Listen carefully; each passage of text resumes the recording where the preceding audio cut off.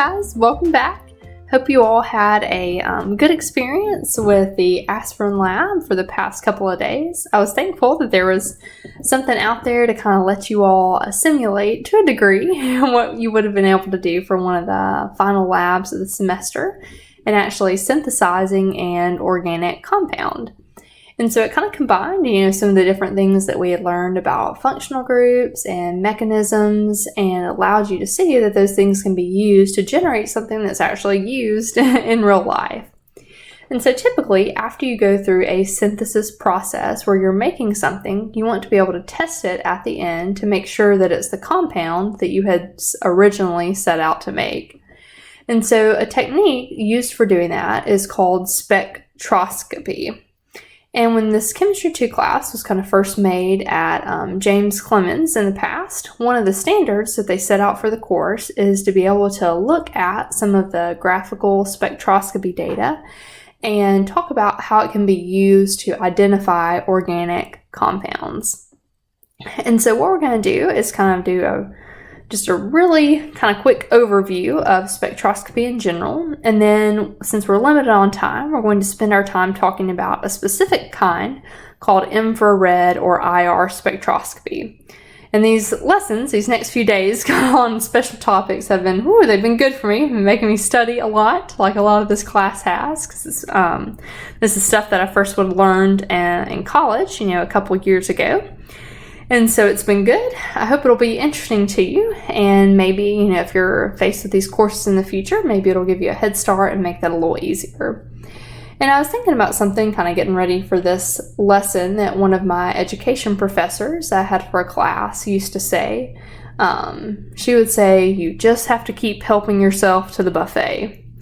And what she meant by that is that, in the limited scope of a class or a lesson, it's, very difficult to, share or to expose you to everything that's out there, on a certain topic. And so what she would encourage us to do, if it's something that we found interesting or something that we wanted to learn more about, to just keep researching, keep diving in on our own, because there's so much out there. And that really holds true for a lot of what we've covered in the course, that we've, just been scratching the surface. And so if this is something that, interests you, just keep going, kind of pursue it. I can give you, more resources, but at least it's, hopefully kind of giving you a little taste for just some of the stuff that's out there, some of the stuff that chemistry can do. All right, so with that, let's go ahead and move on and talk about spectroscopy. So it's an analytical technique, and its main purpose is related to determining chemical structure of organic compounds. And so it can be either used to kind of determine, something's identity, what molecule do we have on hand, or it can actually confirm that the identity of the molecule is what you were hoping it to be. And so some examples of this, one way it's commonly used, like we mentioned in the aspirin lab, is you use it at the end of when you've synthesized something. So you followed a synthesis protocol, you've gone through the steps, and then at the end you perform a spectroscopy test to make sure that the molecule's structure, matches what you were trying to produce. However, they also use techniques like this in forensics oftentimes if they're wanting to determine, what molecules are present. For example, if they've taken some samples, like from different suspects, and they want to know, like, if they have the presence of certain illegal drugs, they can test for those things and determine, which drugs are there, kind of all that different stuff that can help them in their investigation. And so what we're going to do is kind of briefly talk about just 3 of the types of spectroscopy that are out there. There's NMR, UV-Vis, and then IR. So the first one, that NMR, stands for nuclear magnetic resonance. And so in a molecule, each little atom, kind of its nuclei, sort of works like a tiny magnet. And so when you place it in a magnetic field, all those tiny magnets of nuclei will react in a certain way, and they'll also interact with each other. And so that type of NMR, or that type of spectroscopy, kind of measures those nuclear spins when you put it in a magnetic field. And it generates a graph that looks something like this. And each of those little peaks that you see, they mean something, and they tell you something, about the molecule. Now, another type of spectroscopy is what's called UV vis. So the UV standing for ultraviolet, the vis standing for visible light. And so what that does is it uses photons of light, subjects the molecule to those, and that will simulate different electronic transitions between the orbitals. And again, because each molecule has different atoms, different bonding patterns, each atom will have its own kind of characteristic response to the photons of light. They'll absorb differently. And so this is kind of a typical UV vis graph here, labeled B, where you're measuring, what wavelength of light they've absorbed, how much have they absorbed it, kind of so on and so forth. And then finally, kind of our main topic for today is infrared or IR spectroscopy. And so what happens in infrared spectroscopy is you take the molecule and you subject it to infrared radiation. So think, energy. And what you're looking at here is how the bonds vibrate, okay? And so what's going to happen is every bond within a molecule is going to be, a little different, and it will vibrate, kind of differently as a result. And so what happens is infrared spectroscopy doesn't necessarily give us as much information as NMR. This is kind of the most thorough one, but it's a good, faster test to kind of identify which main functional groups are present. So for example, by looking at an IR graph, you can quickly identify whether or not an alcohol functional group is present. You can tell if there's a carboxylic acid. Are there any double bonds? Is it just single bonds? Kind of so on and so forth. So that's really more of IR strength, is just kind of a good general overall picture of some of the main groups of the molecule. Now what we'll do is we'll kind of talk about how an IR spectrum is put together, and then we'll go into some techniques for how to read an IR spectrum. Now again, what we're measuring is we're measuring how much the bonds, the chemical bonds in the sample vibrate when they're subjected to infrared radiation. And so the way the graph is put together, so this is your spectrum, the results that you would get, is you're measuring transmittance on the y-axis. Transmittance is like the opposite or the inverse of absorbance. And then on the x-axis, you're measuring what's called wave number. And when we talk about wave number, what I'd like for you guys to think about with that is just the phrase vibrational frequency. And so we're talking about the frequency of vibration, of that chemical bond. Now what you have to be careful of is the x-axis is a little bit reversed. So on the right side here is where you have your high frequencies. So that means like your short wavelengths of vibration. And on the right side over here is where you have your low frequencies or your longer wavelengths of vibration. And so because transmittance is kind of the opposite of absorbance, this is what makes the graph kind of look upside down, kind of like stalactites maybe in a cave. And so the main parts that you have kind of within your graph is you have the baseline, which is more or less a more flat line at the top. And then you have different peaks. And so the peaks are really what give you information about your functional groups. So there are some examples of peaks there. All right. So now right quick before we go on and talk about how do we know what peak, matches which functional group? Let's go ahead and take a look at just kind of two factors that can determine, where the peak ends up, whether it's a high frequency of vibration or a low frequency of vibration. And so typically the way this, or one of the ways, I guess I should say, that this idea of vibration is represented is if you think about the atoms and imagine them as kind of solid, round objects, kind of like like a bouncy ball or something like that, except they're not really bouncing.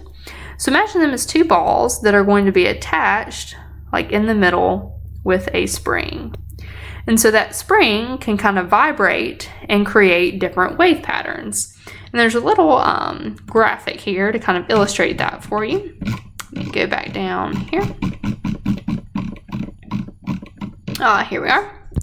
And so what you'll see is that if you imagine kind of these as your 2 points, your 2 balls that are your atoms, that spring between them, when it's subjected to that infrared radiation, that supplies energy, and so you can get different vibrational patterns with different frequencies. All right, so we'll see the frequency, will increase with greater vibration.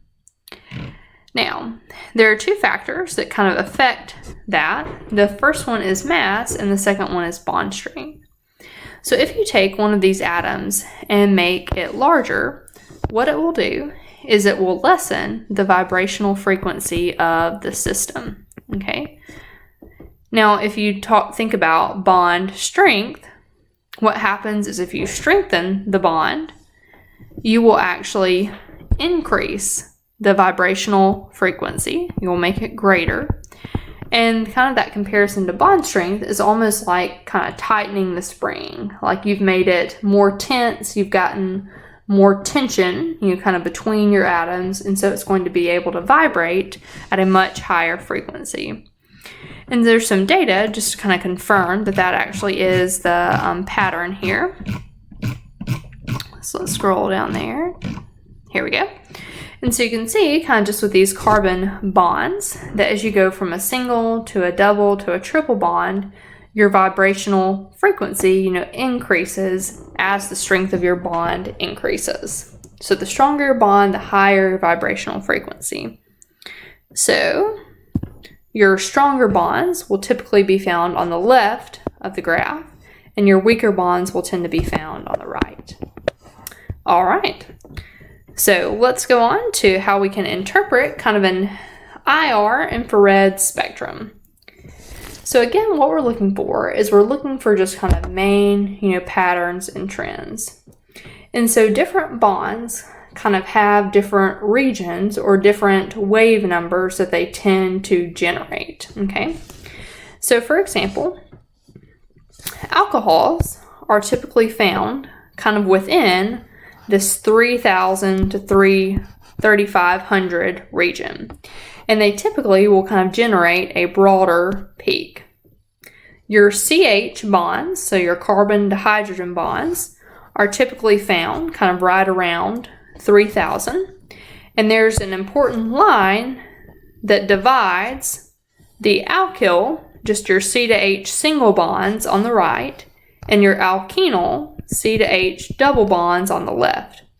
So if you draw a line at 3,000 and you see a peak on the left, that tells you that you have some double bonds in your molecules. All right. Now then on the right, you have some kind of different patterns of bondings where you get more into triple bonds. So in the region of kind of 2100 to 2200, that's where you can see peaks that correspond to the vibrations for carbon to carbon triple bonds and carbon to nitrogen triple bonds. And then finally, kind of a big point is what's called the Carbonyl Peak. And that is what exists kind of right around like 1700, give or take. And that is what identifies like a C double bonded to an O. And then finally, the region kind of right down here at the end is what's called the Fingerprint Region. And it's generally kind of more detailed, so it's not as useful in kind of a quick overarching analysis of the molecule. But sometimes it can be helpful, like if you want to determine the substitution pattern on an aromatic, like we talked about ortho, meta, para. Sometimes that can come into play as well.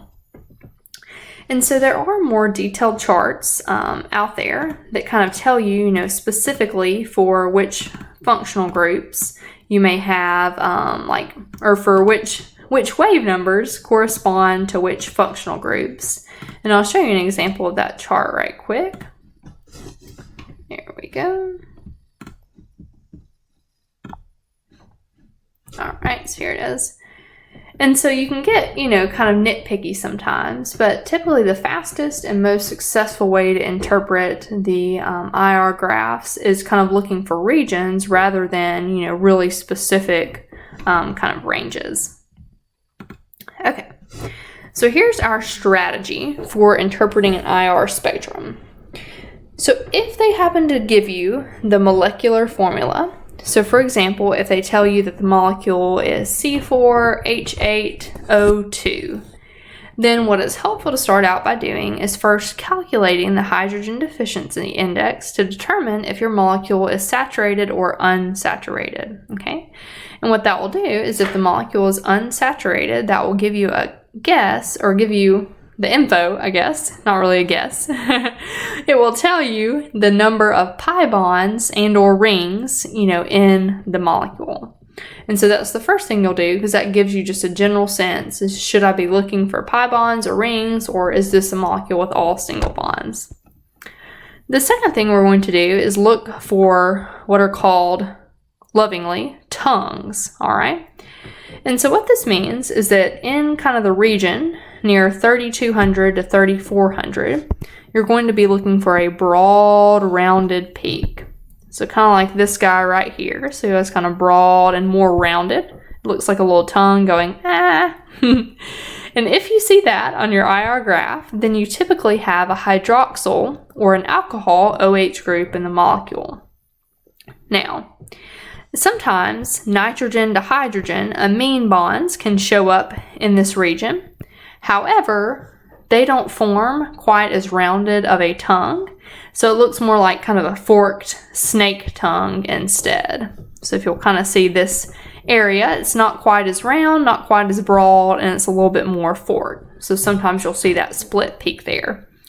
Now, if you happen to have an alcohol group that's a part of a carboxylic acid, so remember that's kind of a structure like that, your carboxylic acid, you'll have a much broader, kind of more spread out peak. And so an example of that is butanoic acid. So see how that peak is much more kind of broad and spread out.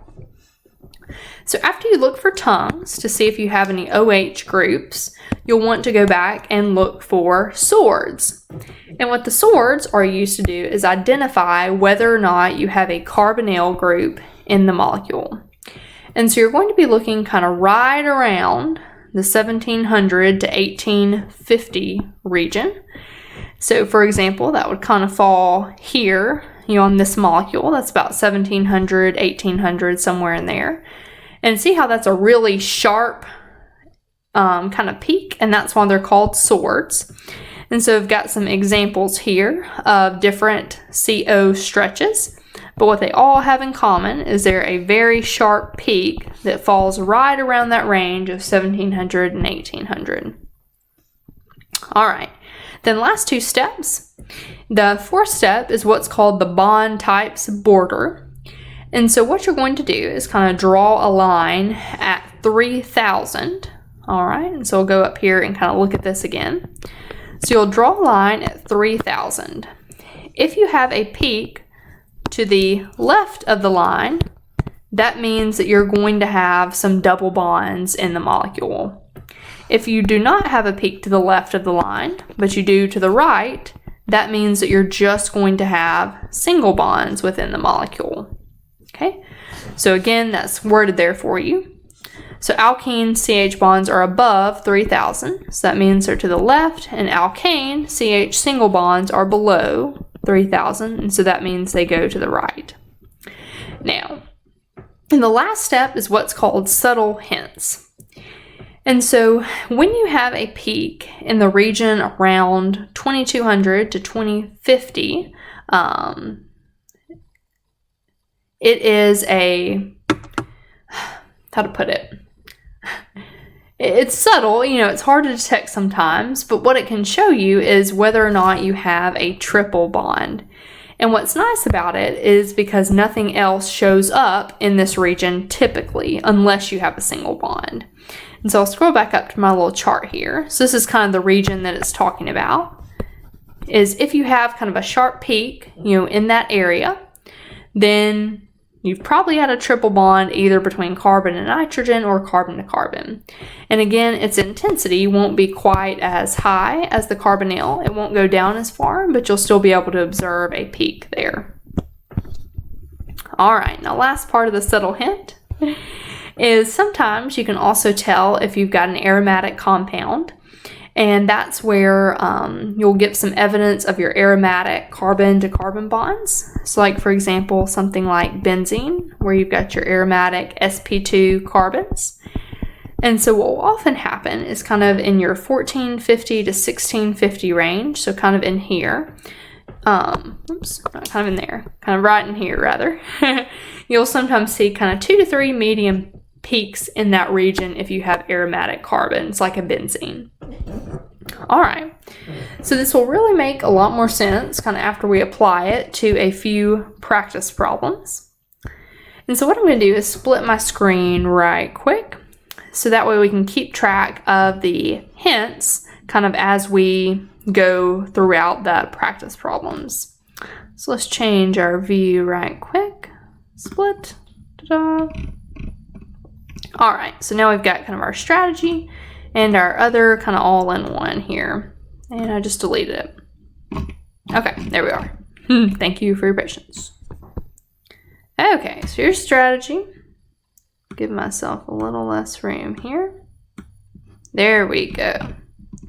All right, so here's our first IR spectrum to tackle at the bottom. And our strategy, the first step, is that if we're given the molecular formula, we want to calculate the hydrogen deficiency index to determine the degrees of unsaturation.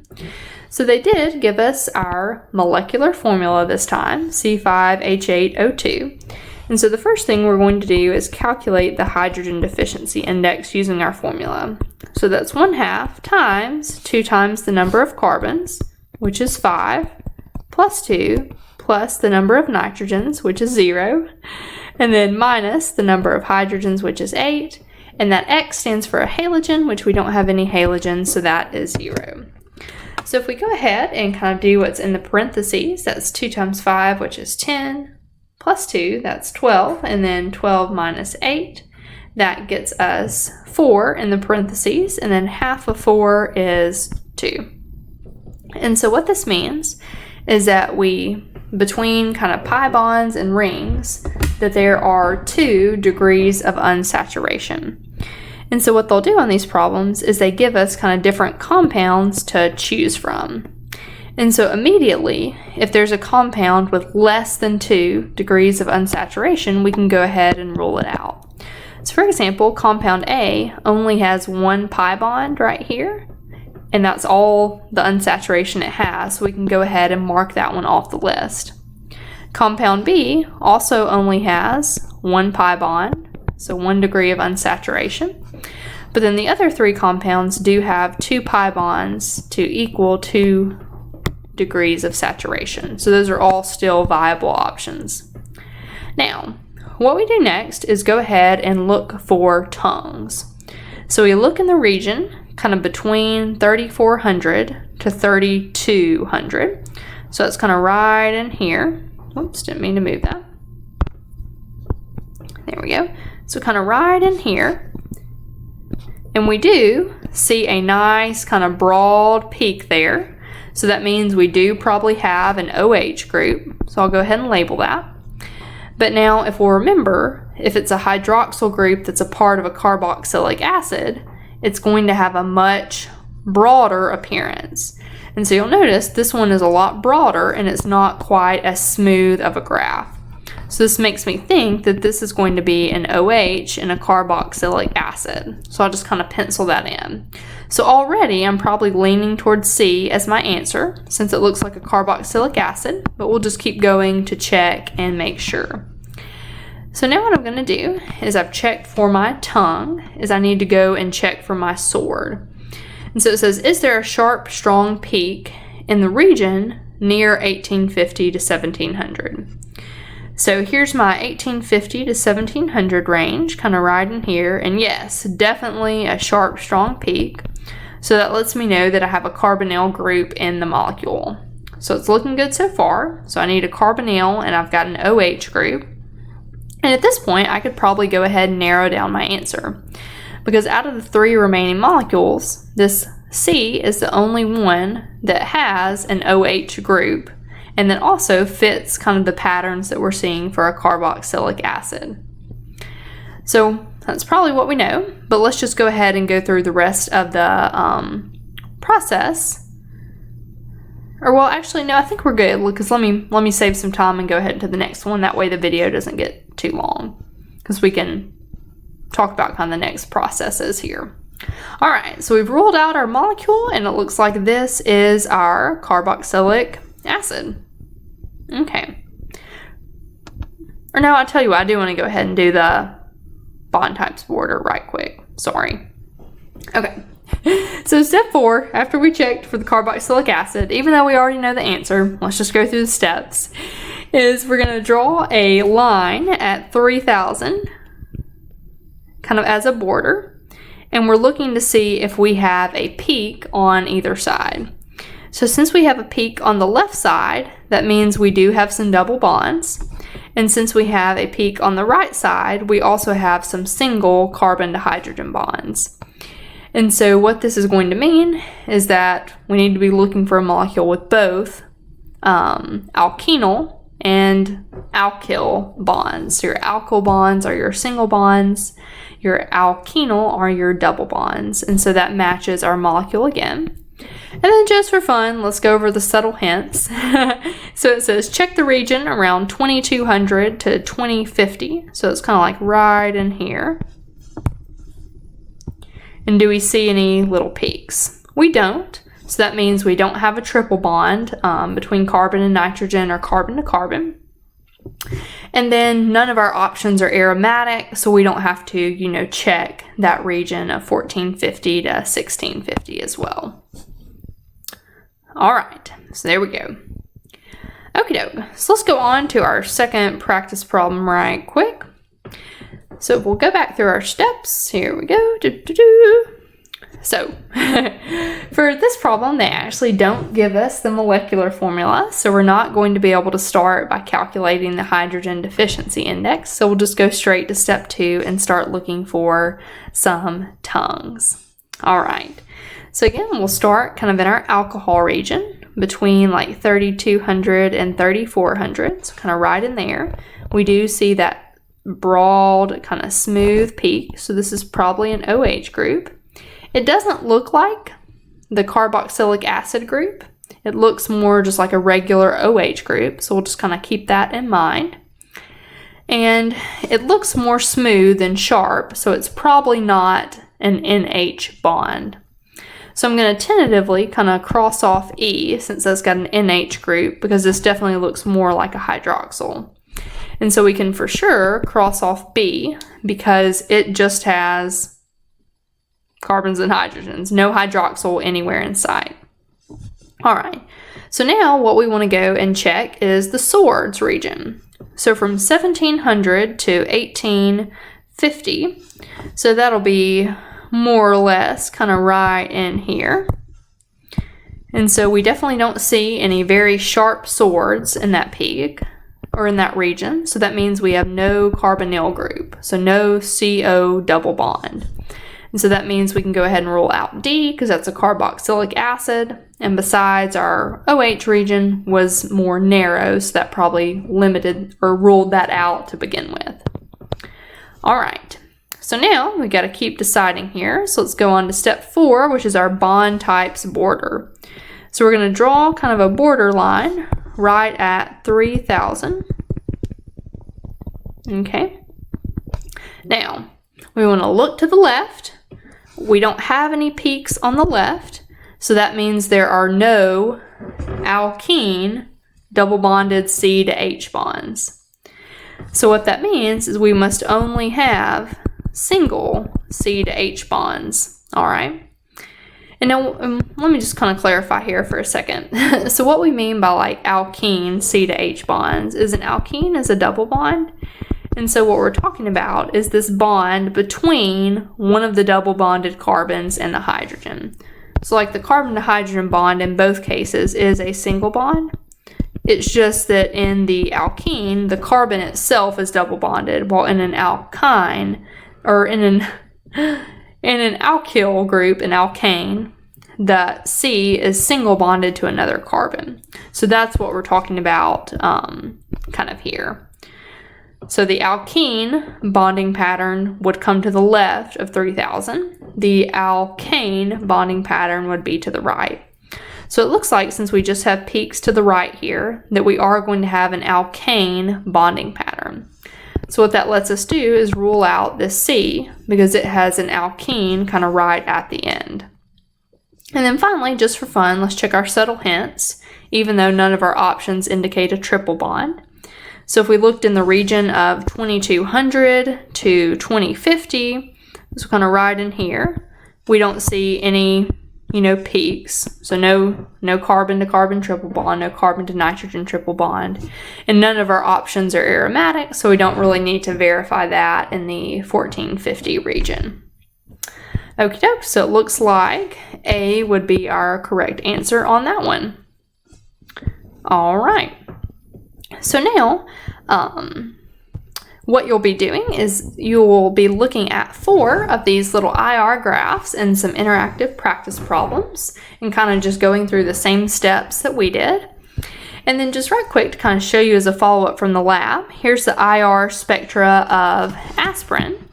And so if we had actually gotten to run this, on our aspirin product, we hopefully, if it were aspirin, would have generated an IR graph something like this. So you would have seen that broad kind of OH stretch that's characteristic of your carboxylic acid. Here would be your peak for your carboxyl group. And then also kind of an ester, C double bonded to O, falls a little bit to the left. So that kind of indicates your ester kind of carboxyl group there. And then here's your aromatic. So that's what we were talking about, kind of a couple of peaks that are sharper right in that 1500, 1400, a little bit over 1600 region. All right, and so that would let us confirm that we had the main, functional groups within our aspirin product. All right, well guys, good job hanging in there. Thank you for being patient with me as I try to figure out, the best way to word this stuff for you guys. But good luck, and definitely don't hesitate if you have questions, or if I said something that you're just super confused on, please let me know. All right, have a good one.